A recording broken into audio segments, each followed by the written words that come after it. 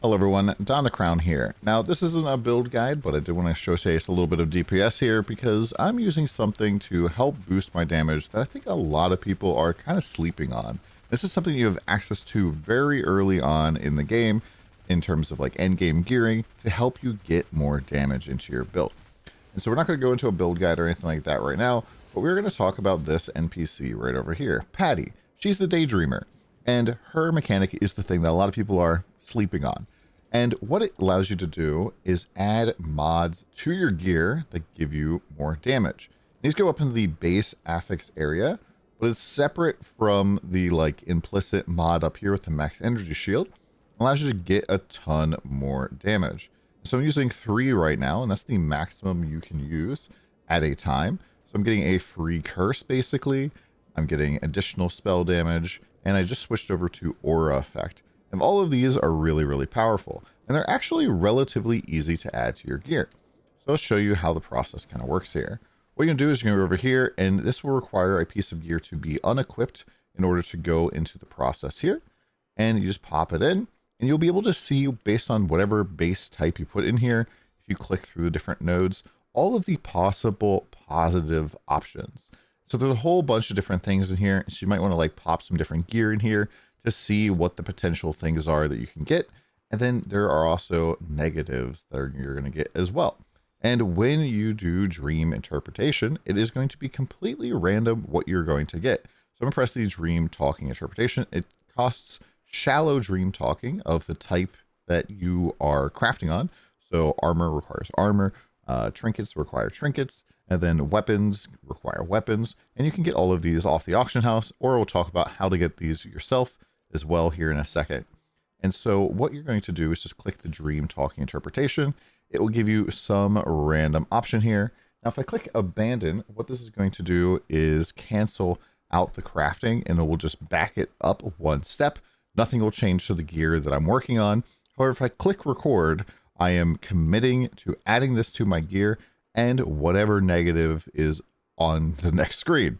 So I'm going to click this here, 4% energy shield recharge, and I got negative 13% movement speed.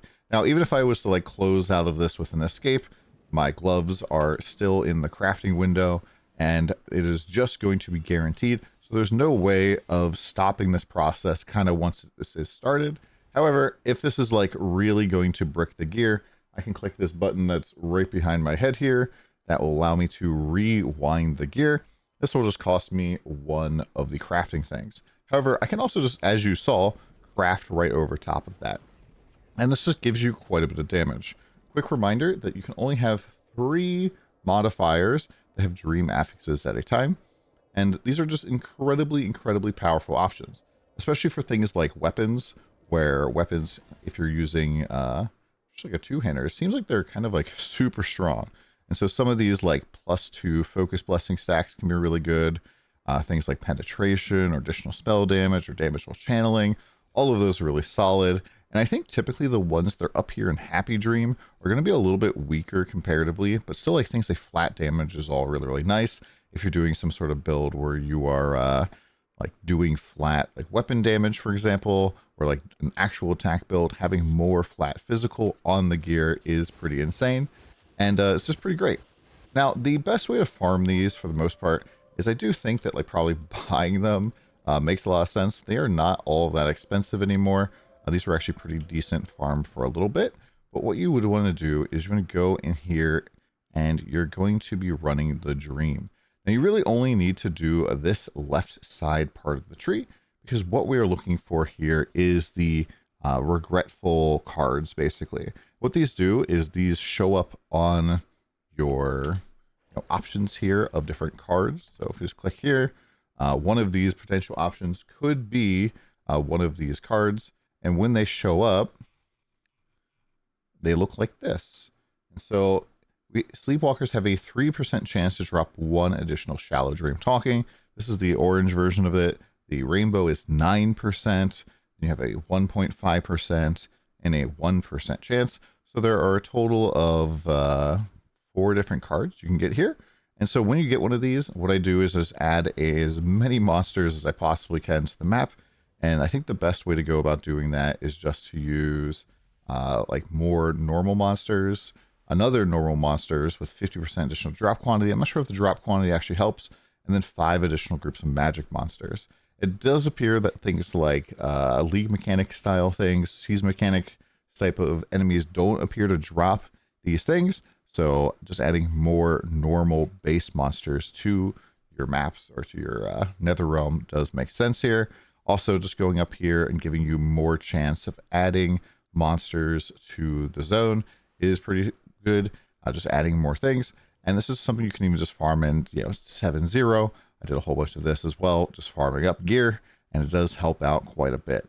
And just really want to make sure that you're trying to get every little advantage you can. It's really kind of silly to like not be picking up some of these, because like, for example, 16% additional spell damage is just like 16% more damage. That's a huge amount of damage to be picking up. That's also a huge amount of damage to be leaving on the table. I mean, things like Aura Effect here. I think Aura Effect right now is very much under the radar for how strong it is. 10% Aura Effect doesn't look all that big, but especially because my build is running a few auras, it kind of adds up. So you can see here that this Imbue is not an aura based on its tags here. So this isn't boosted. However, my Frigid Domain is an aura, and that gives me 47 additional cold damage. So if I get 10 aura effect, that's already 4.7 additional damage added there. I have another aura here, which gives me another 41% additional aura. So now we're up to 4.7 plus 4.1, 8.8. And then here in Elemental Amplification, we have another 42.5%. So yeah, you can kind of see how this quickly kind of adds up. That's over 12% effective damage. And so Aura Effect is effectively, for my particular setup, a 1-to-1 for added or multiplicative damage.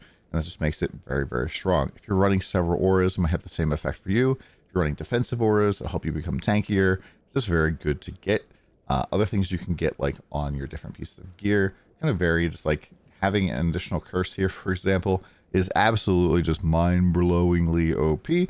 This gives me so much damage. Curses basically used to be very, very bad to have triggered here because there were a lot of supports that gave your curses more power and bumped them up. So a curse that was like on your bar here would have a couple of supports that were increasing its effect by almost 100%. But now we only have things like extending the duration or terrain of malice, and neither of these provide any effect to the actual curse.